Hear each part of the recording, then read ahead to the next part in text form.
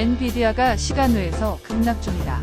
양호한 실적을 발표한 엔비디아는 전분기 대비 성장률이 떨어지며 시장의 기대에 못 미친 것으로 보인다. 유한 양행이 2천만 주 가까이 거래되며 거래 금액만 2조 5천억을 돌파했다. 알테오젠이 장중 시가총액 17조 원을 돌파했다.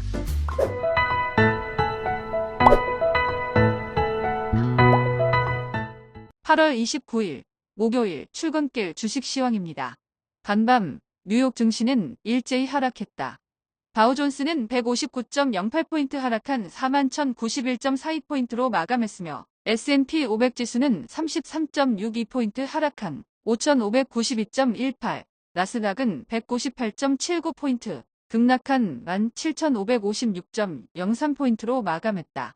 엔비디아의 실적 발표를 앞둔 뉴욕 증시는 경계심이 커지며 일제히 하락했는데 장 마감 후 엔비디아는 양호한 실적을 발표했으나 높아진 시장의 기대치에는 못 미치며 시간외에서 급락 중이다.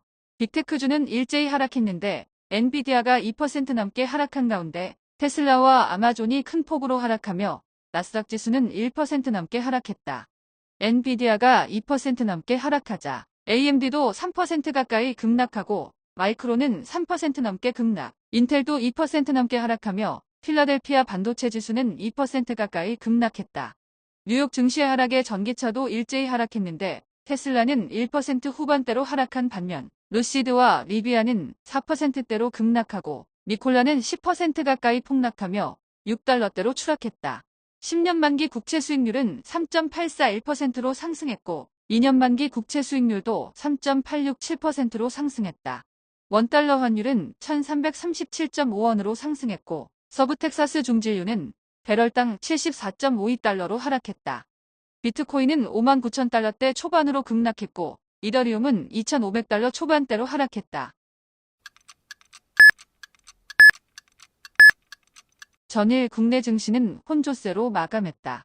코스피는 전일 대비 0.58포인트 상승한 2,689.83포인트로 마감했으며 코스닥은 2.45포인트 하락한 762.5포인트로 마감했다.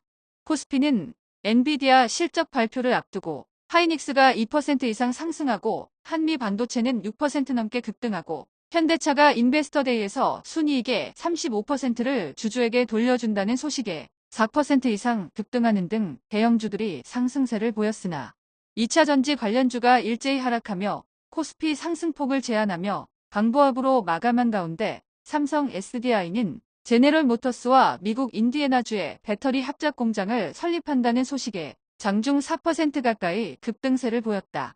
2차 전지의 급락세에 에코프로는 3% 넘게 급락하고 에코프로비엠도 3% 가까이 하락한 가운데 엔캠도 4% 가까이 급락세를 보인 가운데 코스닥 시가총액 1위에 등극한 알테오젠은 장중 32만 원을 돌파하며 장중 시가총액 17조 원을 돌파했다.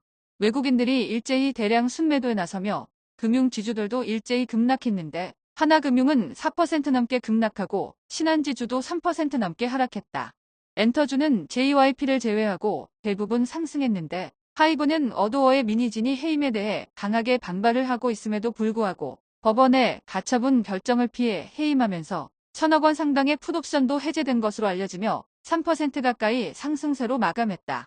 원전주는 일제히 하락한 가운데 두산에너빌리티만 기관이 100만 주 이상 순매수에 나서며 3% 넘게 상승했는데 두산그룹의 지배구조 갈등이 어떻게 결론 날지와 세코원전 관련 악재가 해소되면 충분히 상승 여력이 있다고 보여진다. 아이폰 수혜주는 혼조세로 마감한 가운데 PCB 기판 전문 업체인 이수페타시스는 엔비디아 실적에 대한 기대감이 더해지며 6% 이상 급등세로 마감했다.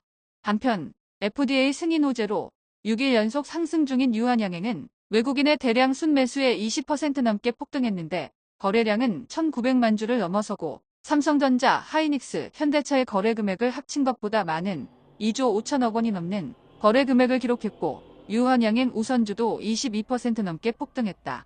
엔비디아가 실적 발표 후 급락하며 국내 증시도 영향을 받을 것으로 예상되지만 엔비디아는 분기당 300억 달러의 매출과 신형 인공지능 칩인 블랙웰 출시를 앞두고 있어서 앞으로도 시장을 주도할 전망이라 이번 급락의 여파는 크지 않을 것으로 보인다.